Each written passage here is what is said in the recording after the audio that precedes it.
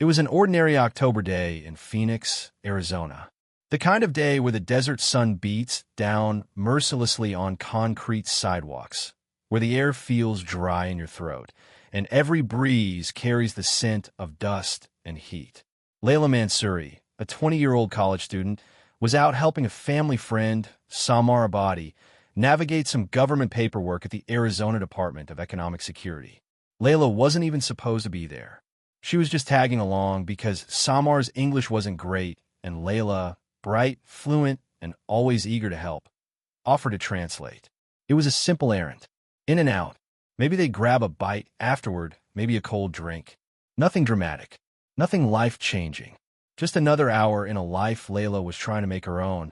But life has a way of flipping upside down when you least expect it. As the women stepped outside into the sweltering afternoon, they blinked against the sunlight. The air shimmered. They were tired, hot, and dehydrated. Layla glanced at her phone, messaging a friend. Plans are being made. Life was unfolding. Then came a sound that no one mistakes once they hear it. The angry roar of a car engine being pushed far beyond what it should. They turned, and then they saw it. A gray SUV, barreling toward them. No hesitation, no attempt to brake, no swerve to avoid, just straight at them. Samar didn't have time to scream.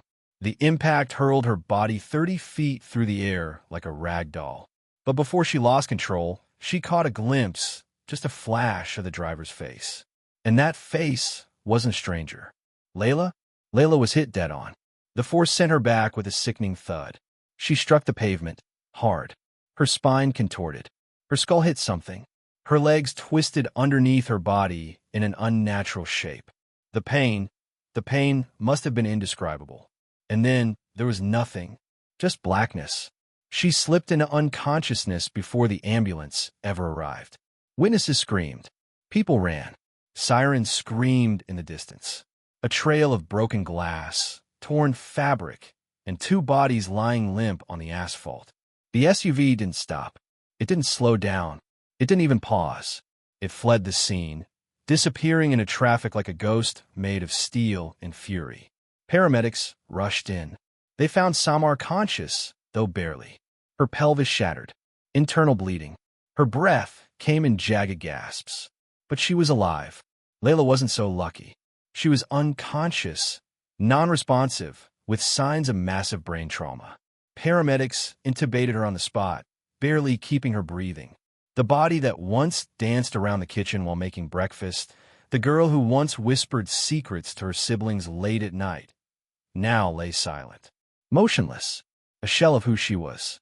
They rushed both women to the hospital. Emergency rooms were flooded with activity. Doctors did what they could. Samar went into surgery. Layla was placed into a medically induced coma because the brain had taken too much damage. It was too swollen, too fragile, too broken. And then the investigation began. Police quickly surveyed the area. It didn't take long to determine this was no random hit and run. No, this was deliberate, targeted, calculated. And the motive? That would be the part that made seasoned detectives, officers who had seen the worst of humanity, pause. It was a motive that came not from greed, not from jealousy, not from a crime of passion, but from something far more chilling. Honor. But let's not get ahead of ourselves. At the hospital, doctors did everything they could. Samar woke up groggy, drugged, and in pain, but alive. Layla, however, didn't wake up. Not that night. Not the next day. She stayed unconscious, unmoving. And yet, she breathed. Machines kept her alive. Wires connected her to monitors. Beeps echoed in a room where no one spoke above a whisper. Outside her hospital room, a police officer stood guard. Because even in this condition, Layla wasn't safe. You see, what no one knew yet, what the world was about to find out, was that the very person who ran her down was her own father. But that revelation, that horror, that unforgivable betrayal would come later. For now, we sit in that moment, in that hospital, in that silence, with a girl who just wanted to live her life on her own terms, now trapped in a coma, while the man who tried to silence her sped off into the sunset. What kind of father does this? What kind of family secrets are buried so deep they erupt like this. And what happens when a young woman dares to say no in a family that demands obedience?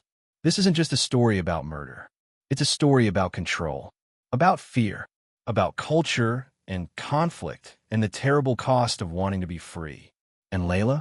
Layla was about to become a name whispered by every daughter afraid to speak out, and every parent who thinks love is control.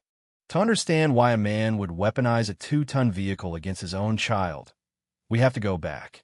Because no one wakes up one day and decides to murder their daughter. Not unless that idea has been festering for years, quietly growing roots in the dark corners of a twisted ideology. Layla Mansouri was born on February 18, 1989, in Iraq. But her story wouldn't truly begin until age 4, when her family relocated to the United States, seeking better opportunities, safety, and the promise of a future in a land that valued freedom. At least, that's what America meant to most people. To her father, Farid Mansouri, it was something else. A threat, a constant storm of temptation, where his daughters might forget who they were, who he told them they were. The Mansouris settled in a quiet suburb of Phoenix, Arizona. They blended in, at least on the outside. Farid took a job as a long-haul truck driver. Her mother, Noura, worked remotely with a company offering counseling services to soldiers stationed abroad. To neighbors, they were just another big immigrant family, 7 children total. Smiles in the driveway, chatter in the backyard. But inside the walls of that modest home, things were different. Layla was the eldest, the responsible one, the one expected to set the example. She cleaned, cooked, cared for her siblings, and never, ever disobeyed. And if she did, there were consequences, not lectures, not timeouts, beatings. Farid didn't believe in parenting. He believed in domination. He was strict, controlling, unyielding. His word was law, and his daughters? They were the property of their father until marriage, and even that marriage would be decided by him. Love was not part of the equation. It didn't matter that they were now in America. In his eyes, American values were dangerous, poisonous, infectious. And Layla was starting to change. At least that's how he saw it. But let's be clear, Layla wasn't reckless. She wasn't rebellious. She was careful. She wore makeup, but never too much. She wore jeans, but nothing too tight. She styled her hair, but always with grace and care. She worked part-time at a restaurant, studied hard at Glendale Community College, and dreamed of becoming a teacher. She wanted independence, yes, but she never mocked her culture. She never turned her back on her faith. She was walking a tightrope, trying to live a modern life without tearing the threads that tied her to her heritage. But Farid didn't see that balance. He saw betrayal. In his eyes, any interaction with the opposite sex, even casual, even platonic, was dishonor. Taking photos with boys? Forbidden. Laughing with male co-workers? Disgraceful. Staying out late with friends, even female friends? Unthinkable. To Farid, family honor wasn't a value. It was a currency, and Layla's smile was costing him everything. He grew more paranoid with each passing day, watching her more closely, questioning her every move, tearing through her phone, berating her for her clothes, her makeup, her tone of voice. And Layla? She tried to comply until she couldn't anymore. Because what happens when you're told that being yourself is a sin, that your freedom is a flaw? You break, or you run. In 2008, Farid sprung a surprise on the family. A trip to Iraq, a visit to see a sick relative. Layla was hesitant, but had no choice. She boarded that plane believing it was just a family emergency. But when they arrived, the truth hit her like ice water down the spine. There was no illness. There was no hospital. There was only a man, her cousin, older, distant, a stranger, and he was to be her husband. Layla was stunned, trapped, betrayed. This was an ambush, one meant to force her into marriage, to tether her to a culture she no longer fully belonged to. She resisted. She cried. She pleaded. And somehow, she made it back to the United States. But that resistance would come with a price. Because now, Farid saw her not just as disobedient, but as dangerous. A threat to the family's name. A defector from his warped version of honor. Things got worse. So much worse. Layla tried to carve out some space for herself. She moved into a small apartment, tried to live on her own. She even kept her job and managed her bills. But Fard wasn't done with her. He showed up to her workplace, created a scene, demanded she come home, accused her of stealing the family car. Layla, exhausted, defeated, relented. She went back, and when she did, the beatings resumed. The surveillance intensified. Frida became a memory. Fard even threatened to file criminal charges against her for what? For trying to live? He was determined to break her spirit. And when she wouldn't bend, he began to fantasize about eliminating the problem altogether. He wanted to erase her, to silence her, to make an example of her. He would call it discipline. But what it really was, it was hatred. Hatred that his daughter dared to be something he could no longer control. Hatred that she refused to be the obedient, invisible girl he had raised her to be. Hatred disguised as tradition. And so, as Layla began quietly making plans to leave again, to find shelter, to survive, Fard began planning something else. Something final. Something permanent. And soon, their paths would collide, in the most violent way imaginable. It started with a lie. Fard Mansouri gathered the family one evening and announced an urgent trip back home to Iraq. He claimed an uncle had fallen gravely ill. "We need to pay our respects," he said. "We're family. This is what we do." Layla, still trying to make peace within her storm of a home, hesitated. She didn't want to go. Something about the timing felt off. She had just started regaining a sliver of independence after months of suffocating control. But what could she say? She was the daughter, and daughters didn't question orders. So she packed her bags and boarded the plane. What she didn't know was that she was flying into a trap. The moment they landed, it was clear this wasn't about visiting a sick relative.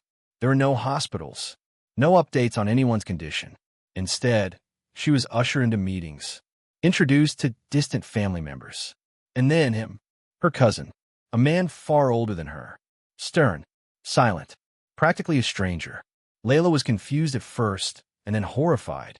She realized, slowly and with unbearable clarity, that this trip was not a visit. It was an arranged marriage. The purpose was not to say goodbye to the sick. It was to hand her over like property. A deal had already been discussed behind her back. She was merely expected to smile and obey. To Fard, this was the perfect solution. Tie Layla to an appropriate man. End the threat of her Western corruption. Fix the problem by exporting it back to where women knew their place. But Layla? She wasn't that girl anymore. She said no. Tears welled in her eyes as she begged, pleaded, fought to not be shackled to a man she didn't know, didn't love. She wasn't disrespecting her heritage. She was simply trying to protect herself. But in Fard's world, no didn't exist for daughters. What happened next is still unclear. Some say the marriage was forced. Others say it was canceled after days of protest. Layla never spoke of the details again. All we know is this. When she returned to the U.S., she was no longer just a frustrated daughter. She was a marked woman. Fard never forgave her for resisting. He never forgot that she humiliated him. He believed she had rejected not just his authority, but him, as a father, as a man. And from that moment on, something inside him snapped. Back in Arizona, Layla tried once more to rebuild her life. She took a job, signed a lease, moved into a small apartment, hungry for peace. She wasn't out partying or causing trouble. She was trying to live quietly. But control, once lost, is never surrendered easily. Fard showed up at her work, stormed inside, and caused a scene in front of customers. He demanded she come home. He claimed she had taken the family car. He even called the police to report it as stolen. Imagine that. A father calling the police not to find his daughter, but to criminalize her, to punish her for leaving, to crush what little hope she had left. In the end, the pressure broke her. She returned home, and that's when the abuse escalated. Fard didn't just lecture or scold. He struck her hard, repeatedly. His fists became the language of authority. Bruises became the consequences of disobedience. Her freedom shrank hour by hour until she was once again under total surveillance. And the worst part? There was nowhere to run. Because every time she tried to escape, Farid found her. And each time, the message was clear. You will obey, or you will disappear. One night, after another brutal argument, Layla made a choice that would change everything. She ran, this time for good. She left with nothing but her purse and the clothes on her back. She had no plan, no savings, and no destination, just the knowledge that staying meant dying slowly. She ended up inside a parked car, crying quietly in the dark. That's where Samar Abadi found her. Samar, the soft-spoken mother of four, a friend of the family. A woman who'd once shared dinners with the Mansuris, who'd laughed with Noura, who'd watched Layla grow up. She found the girl she once babysat curled up in a car, shivering in the Arizona night. And she did something remarkable. She didn't ask questions. She just opened her front door. Stay with us, Samar said. And Layla did. For a moment, just a fleeting moment, it seemed like things were going to be okay. Layla found peace at Samar's home. A warm meal, a soft bed, space to breathe. She helped out with the kids. She went back to school. She laughed again. And then she met Omar. Samar's son. He was kind, gentle, respectful. He listened.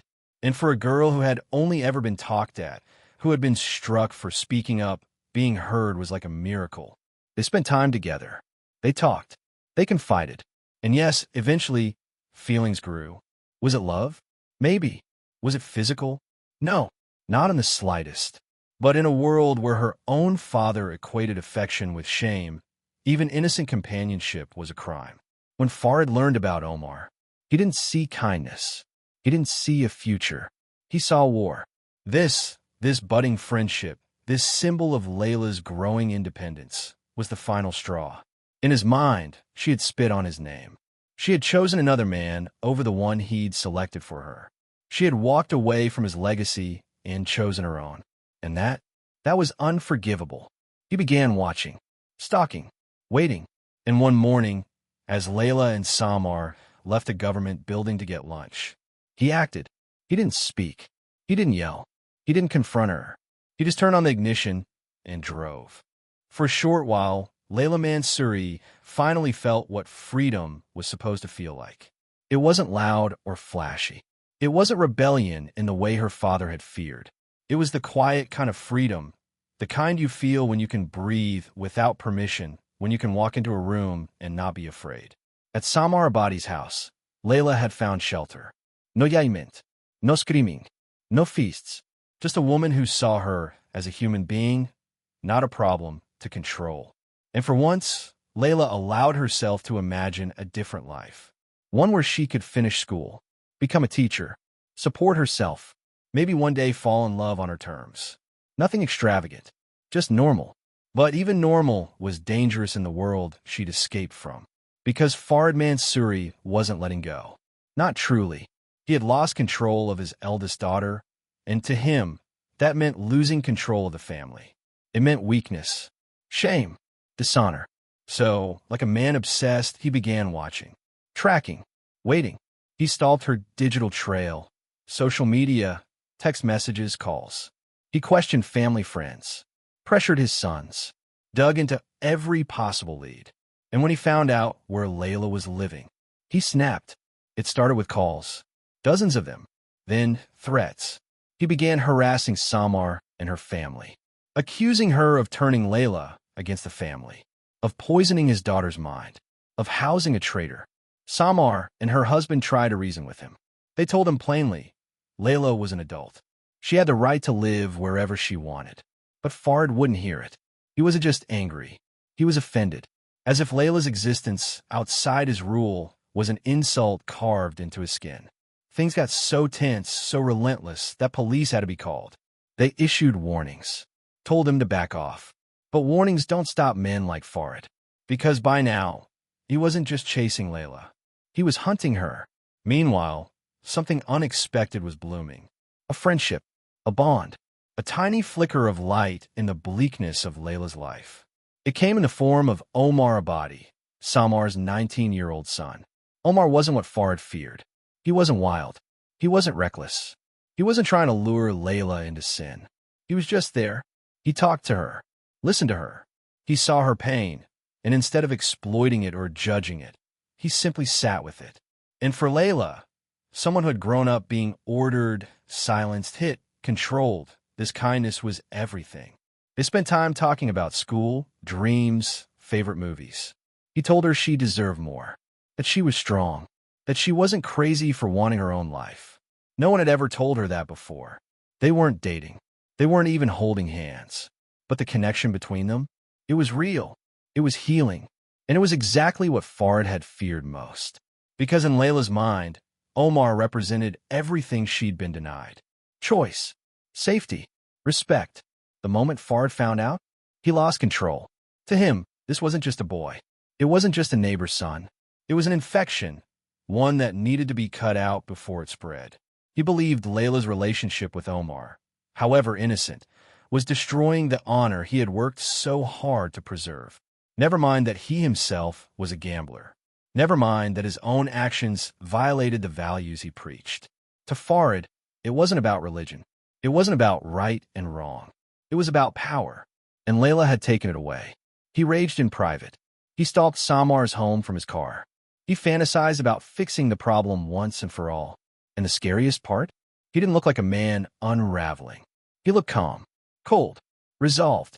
That's how evil often presents itself, not as chaos, but as calculation. Layla, meanwhile, had no idea what was coming. She was cautious, yes. She knew Farid was unpredictable, violent, but she had taken the right steps, filed police reports, avoided contact, limited her public appearances. She thought she was safe. But when someone believes you've stolen their honor, they don't want justice. They want revenge. October 20th, 2009, a day that began like any other. Layla was helping Samar run an errand at the Department of Economic Security. Just a bit of paperwork. Nothing serious.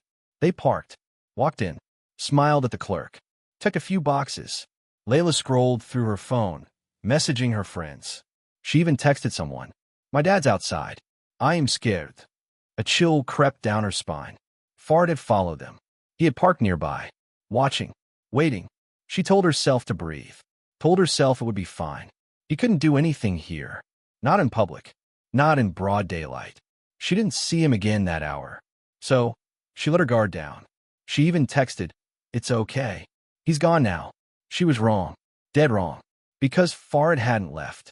He was circling the block. And the second Layla and Samar stepped out of that building and began walking toward a nearby restaurant, he struck. October 20th, 2009. It was around 1:30 in the afternoon when Layla Mansouri stepped out into the Phoenix sun, her skin warmed by the heat, her heart still pounding from the text she had sent just moments earlier. "My dad's outside. I am scared." But he was nowhere in sight now. So she exhaled. Maybe he'd left. Maybe it was just paranoia. Maybe today would still turn out okay. She and Samar Abadi walked side by side, deciding where to grab lunch. Something cold, something light. They were talking about sandwiches. Nothing serious. Just two women trying to enjoy a moment of normalcy in a life that had been anything but. That's what happened. The sound. That horrible guttural sound. The sound of a car engine, revving, gaining speed, not slowing down. Layla turned her head just in time to see the blur of gray steel rushing toward them. A gray SUV. And behind the wheel, the face she feared most. Her father, Farid Mansouri. There was no doubt. No mistake. Samar saw him too. His eyes locked in, his hands clenched around the wheel, his jaw set in pure, focused rage. And the car didn't swerve. It didn't hesitate. It accelerated, straight toward them. The first impact was with Samar. She went flying, 30 feet through the air. Her body twisted, her pelvis fractured instantly. Then Layla. The SUV plowed into her with brutal force. Her back slammed against the windshield, then she rolled off the hood, hitting the pavement like a rag doll. There was no time to scream, no chance to run, no mercy. And then silence. Just the distant echo of tires screeching as the SUV peeled off into the distance. He didn't stop. He didn't look back. He didn't care. Bystanders rushed to the scene. Samar was conscious barely, screaming in pain. Her bones shattered, her mind spinning. Layla lay completely still, unmoving. unconscious. Her skull had taken the brunt of the impact. Blood pooled beneath her. Her limbs were bent in ways no human body should bend. The paramedics arrived quickly. Thank God. But for Layla, it was already too late. Her brain was swelling. Her spine was damaged. She wasn't breathing on her own. They worked fast, did everything they could, stabilized her, intubated her, prayed. As the ambulance raced through the city streets, Layla clung to life by the thinnest of threads. Doctors put her in a medically induced coma. There was no choice. The swelling in her brain was too dangerous. Her body was shutting down. She couldn't speak. She couldn't open her eyes. She would never speak again. In another part of the hospital, Samar lay in agony, her body broken, her mind racing. She had survived, but survival came with the curse of memory. She had seen Fard behind the wheel. She had seen his face. No hesitation, no regret. Just hate. Cold. Focused. Deadly. And in that moment, she realized something that would send chills through every bone in her body. He hadn't just wanted to kill Layla. He had wanted to kill both of them. 2 women. 2 lives. 2 threats to his control. Gone. The police descended on the scene. The parking lot was swarmed. Witnesses came forward. Footage was pulled. The investigation took minutes to reach one conclusion. This wasn't a hit and run. This wasn't an accident. This was attempted murder. But no one was ready for what came next. Because when they began questioning Layla's family, hoping to piece together what had happened, they were met with cold stares, deflection, silence, and then something worse, complicity. Detectives asked her younger brother, Adil, if he'd seen or heard anything. What he told them cracked the case wide open. He said the household had been chaotic ever since Layla returned from Iraq. Violent, tense, and more than once, he had heard his father say chilling things. Things like, if she dishonors this family again, she'll regret it. Adil also confessed that on the day of the attack, he had been at the government office with Fard. They had gone together. Fard had parked outside, waited, watched, then told Adil to leave. That was just minutes before the attack. Layla had even sent a text. My dad's here. I am scared. That wasn't paranoia. It was a premonition. Later that week, police traced the SUV Fard had used. Abandoned. But the evidence was all still there, shattered glass. Red smears on the hood. Strands of hair. Forensics confirmed it. Layla's DNA. And now Fard? He was gone. He had fled to Mexico, then vanished across the border. But he didn't run alone. Investigators soon discovered that his wife, Noura, and another son had helped him escape. They filled prescriptions in his name, wired him money, kept his diabetic medicine flowing. They claimed ignorance. They lied. And all the while, Layla remained in a hospital bed, dying. On November 2nd, 2009, just 13 days after the attack, doctors delivered the news that shattered what little hope remained. Layla was brain dead. At 11:54 a.m., with her mother and one of her brothers by her side, life support was removed. And just like that, she was gone. 20 years old. Dreams of becoming a teacher. Gone. All because she wanted to choose. All because she wanted to be free. All because a man couldn't stand the thought of a daughter he couldn't own. After Layla Mansouri's death, there was no peace. No relief. No closure. Just more questions. And beneath every question was the same sickening answer, repeated in whispers. Her father did this. The detectives knew it. The doctors knew it. Her friends knew it. But now, they needed proof that couldn't be denied. And more importantly, they needed to understand why. Why would a man commit the unthinkable against his own daughter? Why would a family help him vanish? Why had Layla been living in fear long before the SUV struck her down? The answers, it turns out, were hidden in plain sight, scattered across hospital rooms, cell phones, and the broken bonds of a family at war with itself. It started with Samar Abadi, the only eyewitness who survived. She was barely out of surgery, her body fractured, her pelvis held together by metal rods and prayer. But when detectives arrived, she didn't hesitate. Even in pain, even trembling, Samar looked them in the eyes and said, "It was Fard. He ran us down." She didn't stutter. She didn't question herself, because she had seen his face, the cold focus, the clenched jaw, the eyes of a man who meant to kill. And just like that, everything clicked into place. Investigators went to Layla's phone next. They found text after text sent to her friends in the hours before the attack. One in particular chilled them to the bone. "My evil dad is outside. I am scared." Those were her words. Her last warning. Her final cry for help in a world that hadn't listened fast enough. They interviewed neighbors, classmates, coworkers. The stories painted a picture of a girl constantly looking over her shoulder, quietly planning escapes, searching for safe places to land. But no one had imagined it would come to this. And as detectives pushed deeper, they found themselves staring at a truth too ugly to ignore. Layla had not been living in a home. She had been surviving in a prison. Then came Adil, Layla's younger brother, the quiet one, the one who always seemed torn between his father's rules and his sister's tears.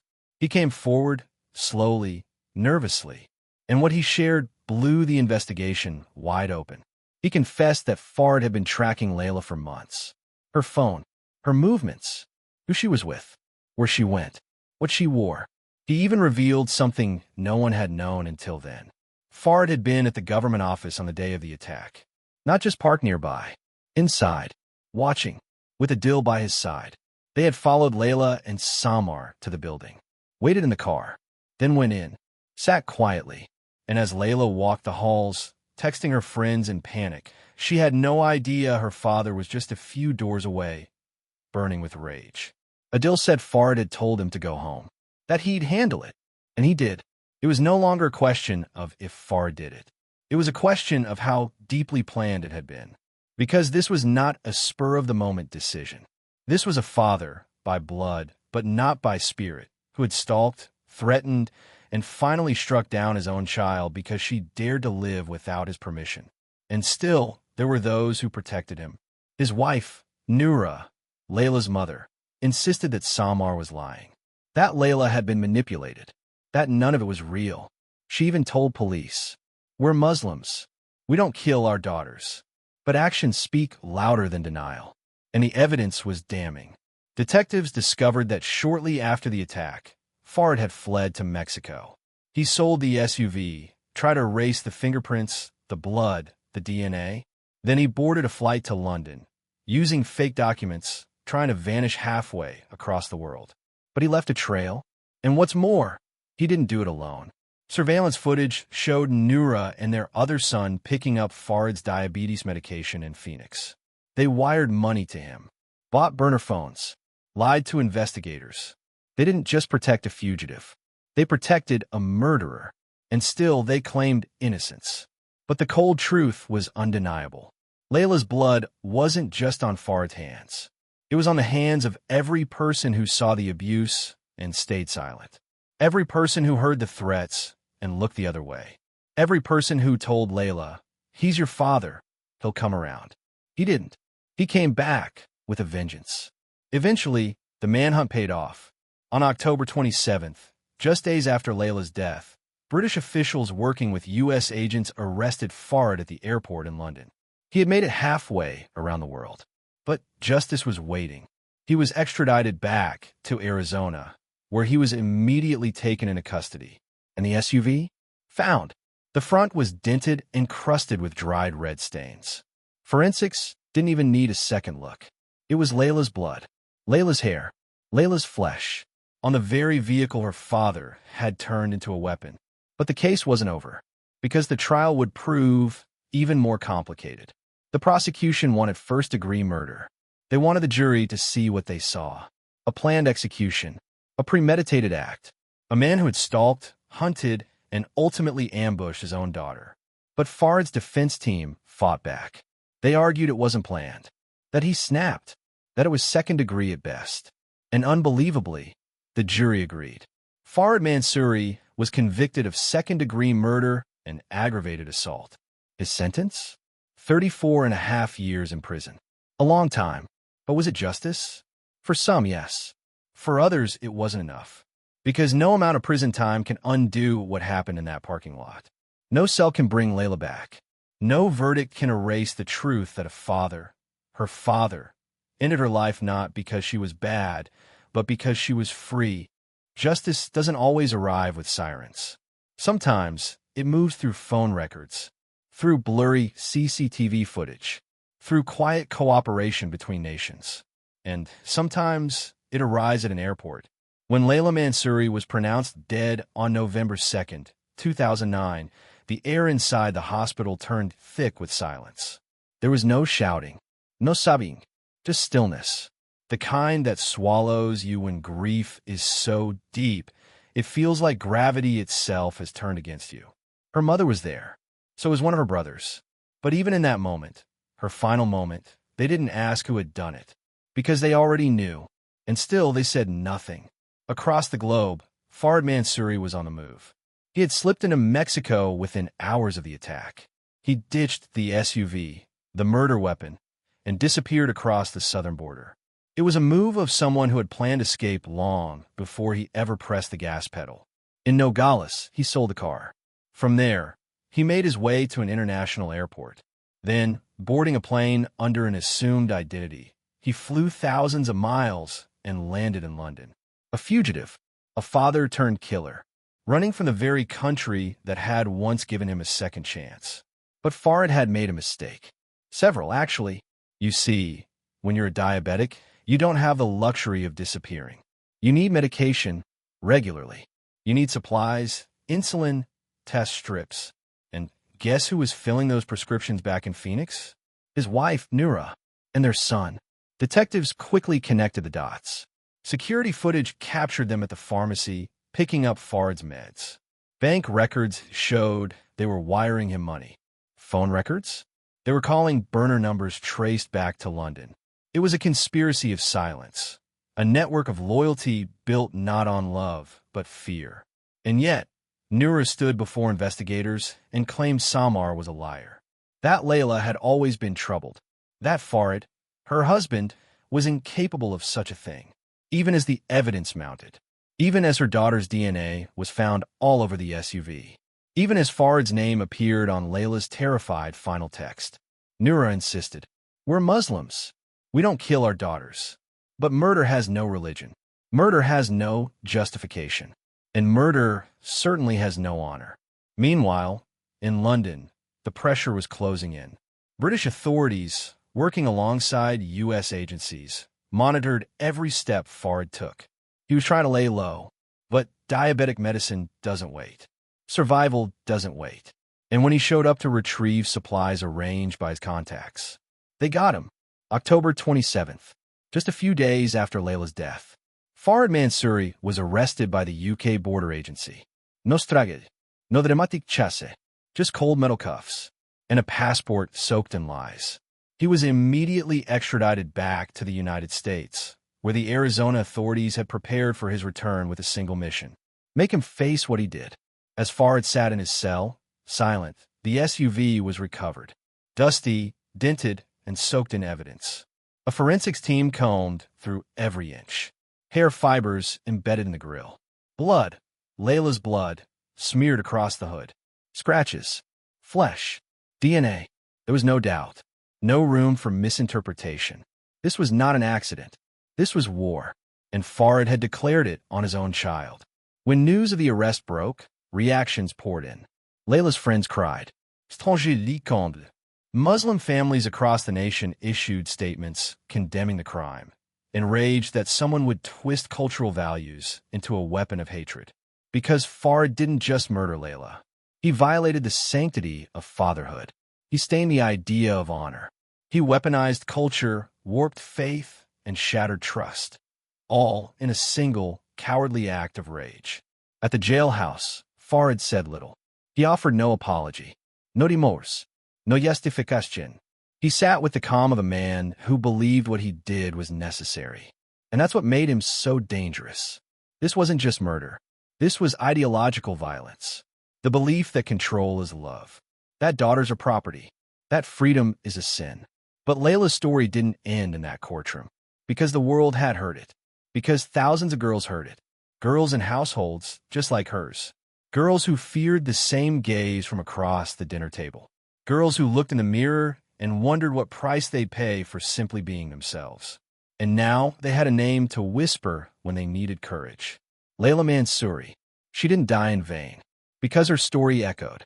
Because her voice, though silenced, was now being shouted from rooftops. Because a monster tried to bury her in shame, and instead lit a fire. The courtroom was quiet, not the kind of quiet that brings peace. No, this was the silence that comes with weight. The silence that hums under your skin, that presses against your chest like grief that hasn't yet found its voice. Farid Mansouri sat at the defense table, his hands cuffed, his face blank. The man who had once barked orders at his daughter now had to sit and listen. Listen to the charges. Listen to the evidence. Listen to the story of the child he tried to erase. But he never flinched. He never looked back at the images of Layla lying broken on the pavement. Never twitched when the prosecutor read aloud her final text. "My dad is outside. I'm scared." He just stared ahead, unmoving, like a man who still believed he was right. The prosecution laid it all out, every brutal detail. They showed Layla's text messages, her phone logs, the pharmacy records tied to Farid's escape, the SUV damage report, the DNA, the surveillance footage, the hospital records, the coma, the death certificate, and finally, the morgue photo. Gasps broke through the courtroom. Even the jurors, stone-faced for days, winced. But Farid? Nothing. Not a tear. Not a single shake of the head. As if he'd already made peace with what he'd done. As if his conscience had died long before his daughter did. They tried him for first-degree murder, premeditation, intent, malice. And if there was any case that screamed for that charge, it was this one. But the defense fought back. They argued Farid hadn't planned it, that he lost control, that the SUV incident was an act of spontaneous rage, not calculated execution. They painted him as a troubled man, torn by cultural conflict, a man under pressure, a man who didn't know how to handle a daughter who'd gone too far. Too far?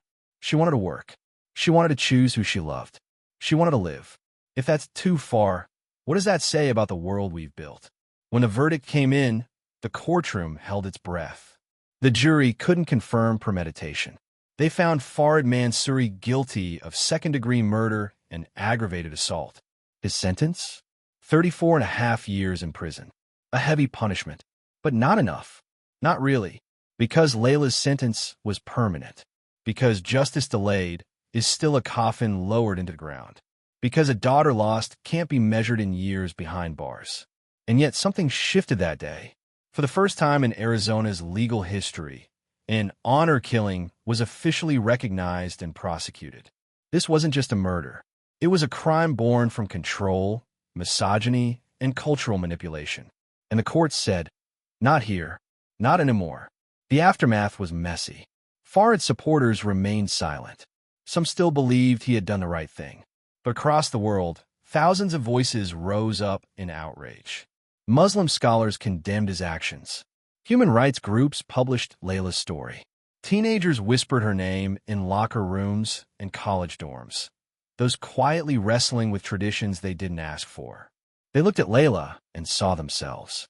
And they wondered, would anyone believe me if I spoke out? Now, they had a reason to hope, because one girl did. And even though it cost her everything, the world finally listened. There are so many ways Layla Mansouri's life could have gone. She could have finished college. She could have been a teacher. She could have spent weekends grading papers and drinking iced coffee with friends. She could have worn a white dress and walked down an aisle, not to a stranger, but to someone she loved. She could have held her own child in her arms and whispered, "You're safe. I promise." But instead, she spent her final moments surrounded by wires. Instead of a graduation cap, she wore a hospital gown. Instead of applause, there were flat lines. And yet she left behind something bigger than a diploma. She left behind a legacy. Layla Mansouri didn't die because she was wild or disrespectful or broken. She died because she was brave. She died because she said no to control. She died because she believed she had a right to her own story. And in the end, she does. Because now her story belongs to all of us. To every woman who's been told she's too loud. To every daughter who's been told to obey before she learns to breathe. To every child who's been told that love is measured by silence and shame. Layla is more than a headline. She's a warning, a reckoning, and, in some quiet, permanent way, a hero.